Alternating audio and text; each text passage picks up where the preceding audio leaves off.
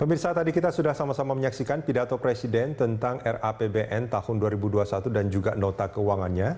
Kita akan membahas kebijakan fiskal dan moneter di sisa tahun 2020 dan tentu tahun 2021 bersama Luki Alfirman, Dirjen Pembiayaan Pengelolaan Risiko Kementerian Keuangan.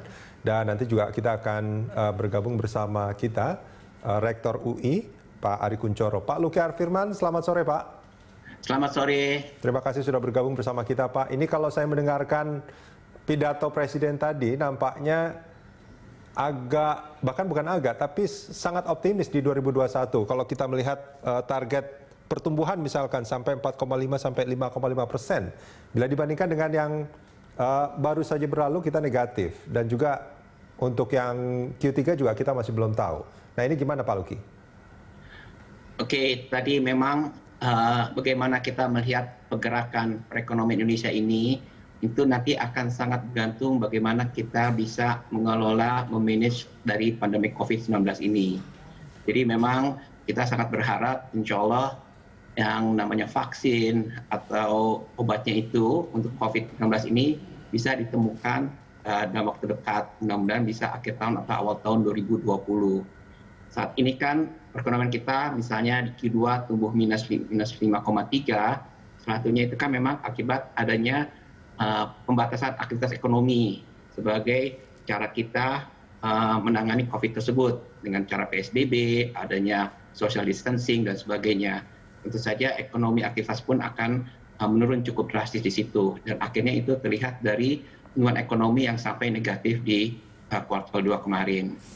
Nah, kalau kita melihat desain untuk yang di tahun 2021, insya Allah kita mudah-mudahan vaksin COVID ini sudah bisa ditemukan sehingga ekonomi itu bisa bangkit kembali. Nah, tapi kita memakai angka 4,5, 5,5% untuk tahun 2021. Kita juga melihat juga berbagai macam proyeksi yang dibuat oleh analis misalnya, oleh lembaga-lembaga atau institusi lain.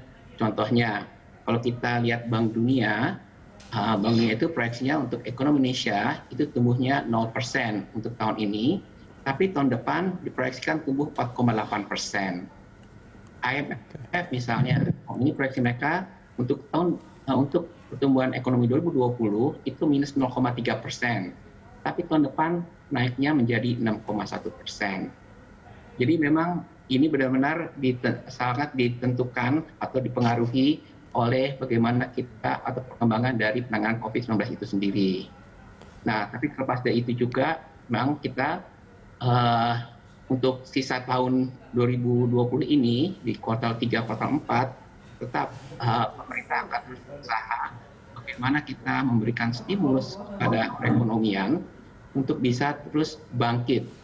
Jadi, selama vaksin belum bisa ditemukan, kita bisa membalance, menyeimbangkan bahwa kita tetap menjaga protokol kesehatan, tapi juga pada saat yang sama kita juga sudah mulai mencoba menggerakkan perekonomian. Nah itu yang coba kita lakukan supaya harapannya di kuartal 3, kuartal 4 perekonomian Indonesia itu bisa bangkit kembali, sudah bisa tumbuh, mudah-mudahan bisa positif di kuartal 3. Oke, nah itu yang menjadi kuncinya ya, bahwa vaksin ditemukan kemudian nanti ekonomi bergerak. Ini yang diperkirakan akan menjadi motor penggeraknya, ini kalau menurut pernyataan pidato Pak Presiden ini adalah konsumsi dan investasi.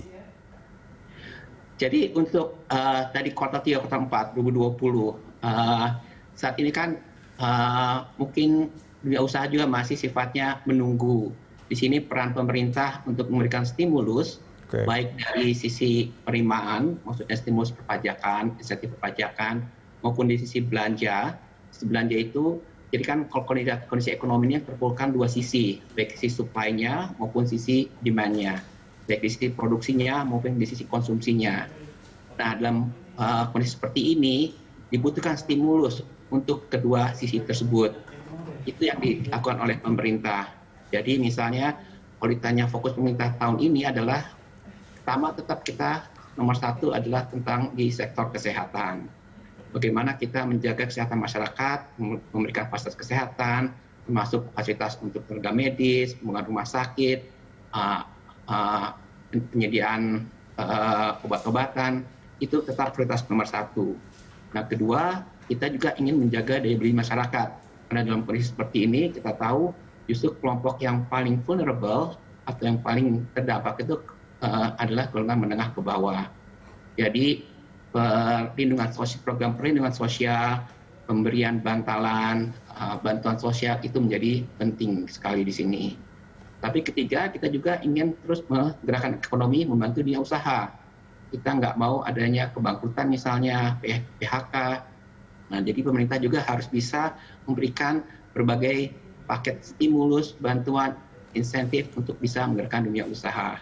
Itu yang kita lakukan dengan bauran kebijakan kita. Diharapkan tadi perekonomian bisa mulai bergerak lagi di Q3, Q4. Baik. Pak Luki, ini menarik sebetulnya. Sebelumnya kita juga sempat wawancara di sini dengan Apindo misalkan, bahwa stimulus yang diberikan oleh pemerintah ini kan juga harus tepat sasaran. Kalau misalkan kebijakan-kebijakannya tidak sesuai dengan yang diharapkan, itu juga tidak akan menggerakkan ekonomi. Nah, ini bagaimana cara pemerintah bisa tepat gitu untuk mengeluarkan kebijakan-kebijakan yang pada akhirnya memang akan menggerakkan ekonomi? Oke, mungkin tadi kan ada dua ya. Tadi yang pertama soal terkait perlindungan sosial, tadi untuk menjaga agar daya beli masyarakat tetap terjaga, khususnya ke bawah. Itu juga isunya sini, tantangan kita adalah bagaimana bantuan sosial yang kita berikan, berbagai macam program sembako dan sebagainya itu tepat sasaran. Itulah pentingnya data, bahwa kita punya data by name by address untuk data orang miskin menjadi begitu pentingnya di sini. Nah, kedua juga tadi stimulus di bidang atau untuk dunia usaha. Kita juga ingin memastikan bahwa insentif itu bermanfaat dan tepat sasaran. Memang untuk yang pertama, prioritas pemerintah adalah untuk dunia usaha itu ke UMKM, nah sektor informal. Jadi kembali juga sama juga tantangannya adalah di sini soal data, ketepatan, akurasi data dan informasi. Tapi kemudian juga kita juga membantu juga dunia usaha yang lebih levelnya mungkin lebih besar lagi, sektor korporasi. Nah, kemarin misalnya di bulan Juli kemarin, kita misalnya banyak modalitas yang kita berikan, salah satunya adalah penjaminan. Jadi kan kita tahu dalam kondisi seperti ini, mungkin dunia usaha itu, perusahaan tadi korporasi butuh kredit modal kerja. Tapi mungkin perbankan juga dalam kondisi seperti ini kan sangat risk averse, mereka akan agak sedikit takut mengenai seperti ini, melihat kepastian prospek usahanya. Nah, di sini pasti perbankan itu akan sangat terbantu kalau misalnya ada semacam penjaminan di sini. Biasanya penjaminan itu kan di bagian dari cost-nya. Nah, disinilah pemerintah melakukan pemberian satu bentuk pemberian stimulus, memberikan penjaminan atas kredit modal kerja tadi yang diambil oleh baik UMKM maupun oleh korporasi, di mana biasanya kita bayar premi, kita sebutnya namanya imbal jasa penjaminan atau premi, oleh pemerintah. Jadi sekarang dunia usaha, si debitur nih mau mencari kredit kerja ke bank, nanti dinilai oleh bank. Nah, untuk bikin yang disebut namanya credit enhancement, untuk mengurangi risiko kredit tersebut, kita memberikan fasilitas penjaminan. Nah, itu satu contoh konkret program pemerintah. Kita di awal Juli meluncurkan untuk UMKM, dan akhir Juli kita meluncurkan juga untuk korporasi. Nah, kita bekerjasama dengan untuk UMKM dengan Jamkindo Askindo sebagai lembaga penjamin memberi penjaminan tersebut. Kemudian untuk yang korporasi kita bekerjasama atau memakai LPI dan PTPII. Oke, Pak Luki Alfirman, ini kalau kita bicara soal pembiayaan ini kan melonjaknya agak signifikan nih Pak. Ini langkah yang diambil sama pemerintah apa saja untuk memenuhi kebutuhan itu? Betul sekali bahwa dalam kondisi pandemi seperti ini, tadi aktivitas ekonomi menurun jauh, jadi dampaknya ke APBN itu kan luar biasa. Di mana tentu saja sisi penerimaan dari sektor perpajakan misalnya itu pun akan terdampak cukup besar, kalau berkurang sangat signifikan di sini. Di sisi lain, pemerintah perlu memberikan stimulus termasuk fasilitas dari soal kesehatan, perlindungan sosial, membantunya usaha, yang semua itu membutuhkan anggaran. Jadi bisa dilihat kondisi APBN kita itu di di sisi penerimaannya menurun, sementara kebutuhan belanjanya meningkat. Nah, makanya di situ kita membuat kebijakan pelebaran defisit. Ini adalah satu langkah extraordinary. Extraordinary situation membutuhkan juga solusi extraordinary. Dalam kondisi normal, kita itu anggaran itu dibatasi defisitnya hanya sebesar maksimum 3% dari PDB. Tapi dalam kondisi seperti ini, pemerintah berinisiatif untuk mengeluarkan Perpu yang alhamdulillah telah disetujui oleh DPR. Threshold itu, batas 3% PDB itu direlaksasi sampai 3 tahun ke depan. Bahwa saat ini dalam kondisi seperti ini dibutuhkan peran pemerintah untuk melakukan kebijakan yang sifatnya counter cyclical. Kita ingin memberikan stimulus lebih banyak ekonomi supaya ekonomi ini bergerak. Nah, jadi saat ini kalau kita lihat tahun ini misalnya APBN kita outlook-nya defisitnya akan mencapai 6,34% PDB, jumlahnya sangat besar. Tadi kondisi angkanya itu defisit kita sebesar 1.039 triliun.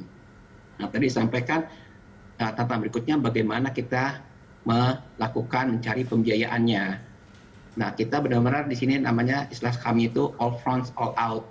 Jadi pertama kita menggunakan resources sumber yang ada di internal pemerintah. Kita punya sisa anggaran lebih atau SAL, ini akumulasi dari surplus kita di tahun-tahun sebelumnya, itu kita pergunakan. Kemudian kita juga bekerjasama dengan mitra kita, itu kerjasama bilateral maupun multilateral. Multilateral itu misalnya Bank Dunia, Asian Development Bank, ada AIIB, Islamic Development Bank, kemudian juga dengan bilateral JICA Jepang, KfW di Jerman, KfW di Prancis. Nah, kita mendapatkan pinjaman yang cukup besar dari mereka. Itu yang kita juga manfaatkan. Kemudian tentu saja paling besar memang dari penerbitan surat berharga negara, dari baik yang falas maupun yang rupiah. Jadi kita benar-benar coba juga menggali potensi yang bisa kita gali penerbitan SBN falas kita. Kita menerbitkan bukan hanya dalam bentuk US dollar, tapi juga dalam bentuk euro, eurobond, maupun dalam bentuk Japanese yen, atau kita sebutnya samurai bond. Nah, di dalam negeri kita juga terus berinovasi. Kita bukan hanya SBN biasa, kita SBN itu punya dua ya, ada yang sifatnya konvensional dan satu pun berbasis syariah atau sukuk. Kita juga terus menerbitkan yang disebut SBN retail yang ditujukan untuk investor retail. Nah, terakhir ini memang satu lagi kondisi extraordinary yang membutuhkan juga solusi yang extraordinary, yaitu di dalam Perpu juga disebutkan bahwa saat ini dalam kondisi seperti ini Bank Indonesia diizinkan untuk membeli SBN kita di pasar perdana. Okay. Kita sudah punya namanya SKB, setelah keputusan bersama, semacam MOU antara Bank Indonesia dengan pemerintah, dalam hal ini Kementerian Keuangan, di mana Bank Indonesia itu berfungsi sebagai last resort atau standby buyer bagi penerbitan SBN kita. Itu kan sangat membantu. Terakhir juga kita SKB yang kedua, kita juga punya kerjasama dengan BI yang dalam bentuk burden sharing. Oke, Pak Luki. Ya. Ya, itu bagian dari burden sharing antara pemerintah dan BI sebetulnya ya. Jadi BI juga diperbolehkan untuk membeli SBN milik pemerintah. Jadi memang ada dua skema lah, kita bilang dua skema tapi saling berkaitan. Ya. Skema pertama itu memang BI bertindak sebagai standby buyer. Okay. Jadi lelang, kita kan lewat mekanisme pasar, ya. BI itu nanti akan ikut lelang, kemudian nanti ada namanya mekanisme green shoe option, dan terakhir bisa private placement untuk memenuhi kebutuhan penerbitan SBN kita. Nah, SKB yang kedua itu kita lakukan di bulan Juli kemarin, itu adalah di mana BI juga bukan hanya sekedar, jadi kita ada coba memisahkan dengan kebutuhan yang makin besar tadi, 1.039 triliun, jadi coba kita pisahkan. Ada namanya kelompok public goods kita sebutnya. Jadi ini adalah jenis belanja yang memang untuk kemaslahatan masyarakat.